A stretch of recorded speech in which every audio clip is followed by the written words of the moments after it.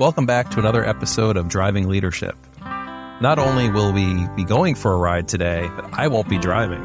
My special guest, Deanna Jones, who is the Senior Manager, Clinical Operations and Education at Syracuse Orthopedic Specialists, will not only be driving today, but she's going to be sharing her phenomenal story of leadership and passion for education. Come on, let's go for a ride. Dee, thank you so much for doing this today. Oh, I'm really excited. This is going to be a lot of fun. Really appreciate it. I know you are a dynamic, and I don't like to use the word busy, but I know you have a full plate, so I really appreciate the time. You're a dynamic leader.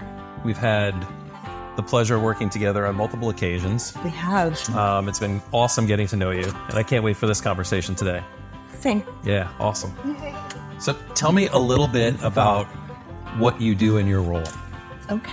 So my role has truly evolved with Syracuse Orthopedic Specialist over the last 13 years. I am a registered nurse first and foremost. Yeah. That is who I am. Currently, since January, I've become the Senior Manager of Clinical Operations for SOS. That's awesome. Yeah. And education. Yes. Yeah. And as long as I can keep the education piece in my role, I'm a happy person. You're happy with it? Yes. I am. So the title itself, Clinical Operations, what does that mean? Mm-hmm. I manage the amazing supervisors that manage the rest of our clinical staff. Right. So it's really working with the providers and the clinical staff to just make sure that our everyday process is working, functioning properly to really do the best for our patients. Sure. But also make it so it's a good working environment for our staff. So that's my goal every day, is to try to make sure that we're doing the best for our patients, but also making sure that our staff are getting everything that they need and given the tools that they need to succeed. So tell me just a little bit about the organization. So Syracuse Orthopedic Specialists has been around for a really long time, and we are a group of 28 surgeons. Wow. We also have advanced placement providers, APPs, which are mid-level providers, physician's assistants and nurse practitioners. We have diagnostic testing on site, MRIs, X-ray. We can, our staff, we see patients with all sorts of musculoskeletal injuries. We treat patients with spine, joint, sports injuries. Yes, Our providers are actually, you might see them on the sidelines at an SU game. Okay, yeah. The high school games, sure. All of it. Yeah. So they really get out into the community. So, and then speaking of the community, SOS is more than just treating patients. We truly get out into the community to give back, because we realize that giving back to the community only enhances who we are. Awesome. Yep.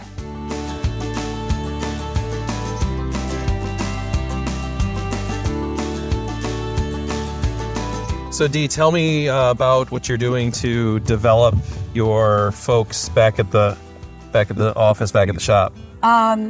Well, we have a couple of different avenues that we've been working on with our staff.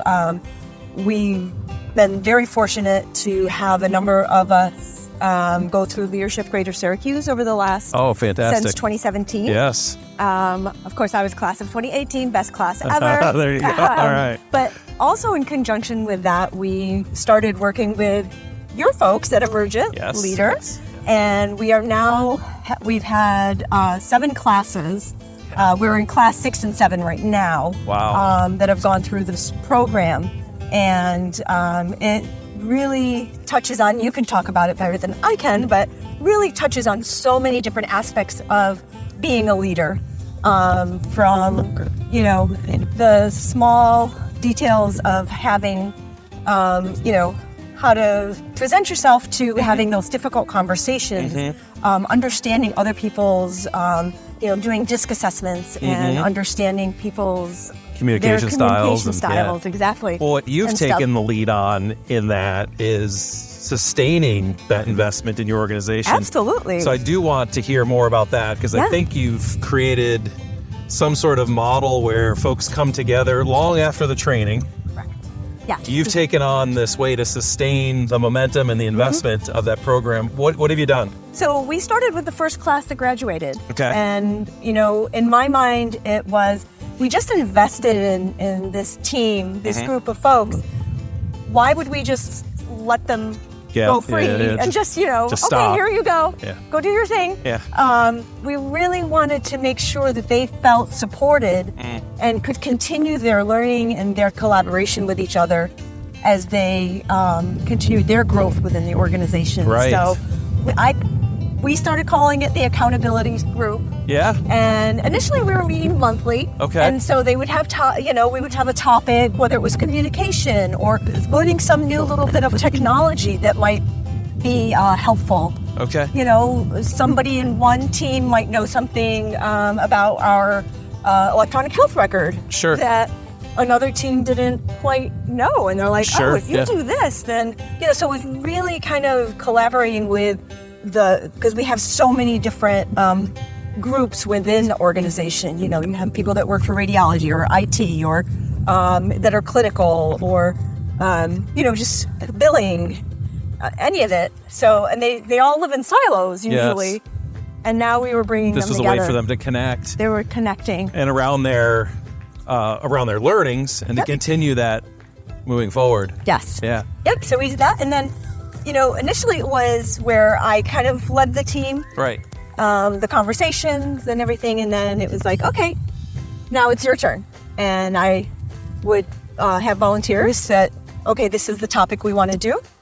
Or if I knew somebody had a strength, yes, I would kind of draw on that yes. and say, okay, why don't you share with everybody this thing that you're doing? What a skillful way of delegating. Yeah. Now it's your turn. Now it's your turn. Yeah, I love that. And I love that. Just this past year, so we're in our third year with Emergent, and just this past year, I decided to hand over the bigger torch yeah. to a couple of graduates also. And fantastic. because I said, you know what? You guys need to take it to the next level. Mm-hmm. And it's not for me to take it to that next level, it's for you guys to do that. Gotcha. And they have really just started knocking it out of the park.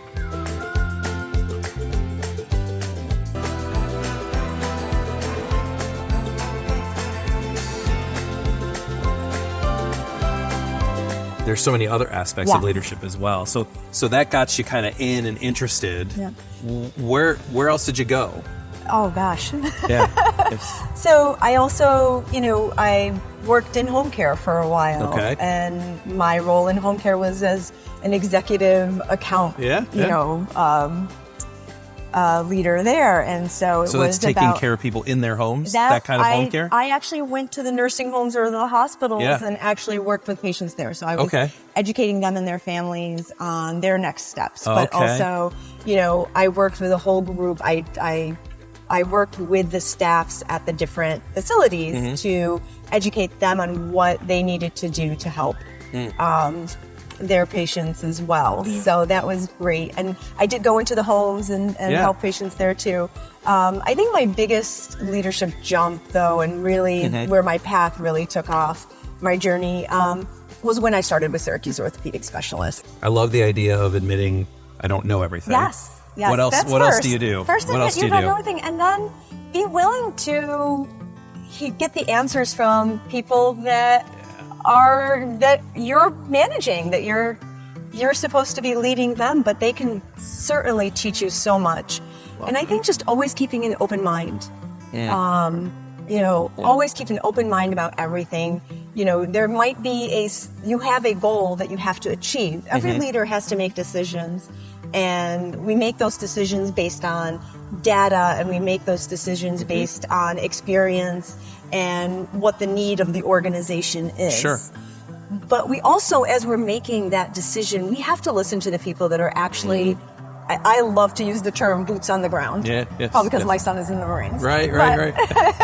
I love to use that phrase because it's the boots on the ground that are giving me more than just the numbers on a page. Yeah. They're the ones who are truly exhibiting and they are the ones that are doing everything that we're asking them to do. They're experiencing it. They're experiencing it every day. Yes. And if I don't take what they're saying to me into account when decisions are being made, then I'm not doing my job as a leader. Well, I love that. That grounds the data as well, right? How do you know when you've gathered enough data or you've learned enough and you're going to act or, do something? In healthcare, sometimes you're forced into it. Oh, I bet. There's timelines for everything. Sure. And things have to change quickly. So you have to be ready. Yeah, there's a forcing function there that says you must do this thing. You have it there, by the end of next week, we need to make sure that everyone is on point to be following this protocol. Gotcha. Because, we have to make sure that our patients on this medication are, we advise them appropriately as they're heading towards surgery. Right. And there's a lot of moving parts. Yeah. So you start with one decision, one workflow, and then you have to be willing to tweak and ready to go. But so some of that's standardized. It's standardized, but others is the experience of the people doing it. So you have to be willing to say, okay, here's what I gave you as a workflow or as the decision that we made. But then you have to listen, it's not working, or we have to turn it around, or improve it or something. Or something. And we have to involve these other people in it too. Yeah. I think one of the things we've learned over the years, we do a lot of surveys with our staff. Sure. Just like many other organizations. And we hear communication.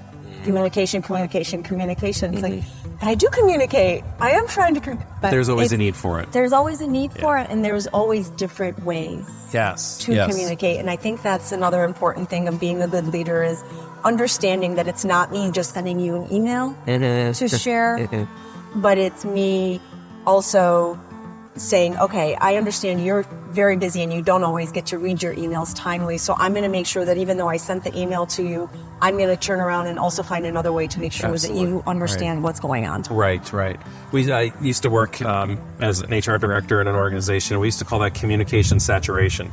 Make sure you saturate every communication channel in different styles, right? Just because you send it one time, one way may not be enough. Right. Something that I've done differently than the person before me, who was an amazing leader also, is I make sure that I am visible. Like I said earlier, we have 7 sites. Yes. I make sure I am visible.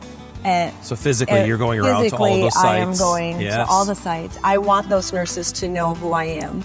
I want them to feel comfortable with the fact that I stand at a desk with them and I do orders and I do these other things that I'm trying to put myself in their shoes. Yeah, you're relating with them. How do you not lose the uniqueness of each site or department or?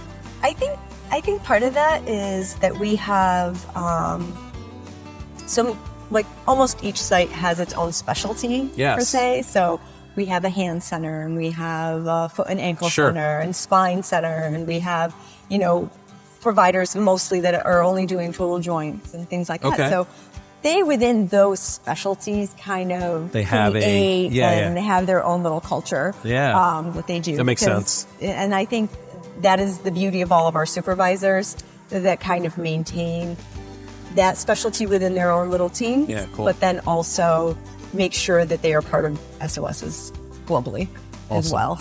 It's a beautiful day, and I love this conversation. I think we should probably take a drive and head back. That get you back to the office.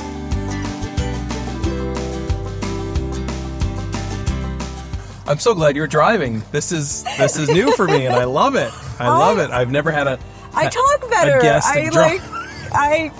I'm happy. I think better when I'm driving. That's awesome. I'm so happy this is working. Yeah, no, it's great. It's been a fantastic conversation. I want to understand, you're so passionate about education. It's been a foundational theme, not just in your career, but in your life. What are you doing to continue your own growth and development? So 2024 is going to be another big year for education for our staff. So I was working with our trainer this morning, and I said to her, I need to be a student in all of your classes. Oh, wow. Okay. I'm going to put myself as a student. So because I need to learn and rehear everything the way they are learning it and they are hearing it. So let me ask, is there any dynamic of your presence in those classes as, considering your senior leadership role? And I'm hoping not. Yeah. I'm hoping, if anything, maybe just a greater focus in that class. Good. Awesome. But I hope nothing that would deter people from learning. And I'll be honest with you, I'm not usually a great passenger, but you're doing an awesome job. All right. Nice job. No, seriously, this has been awesome fun. So thank you. Thank you. Yeah, It's been a great pleasure for me. Good. It really has.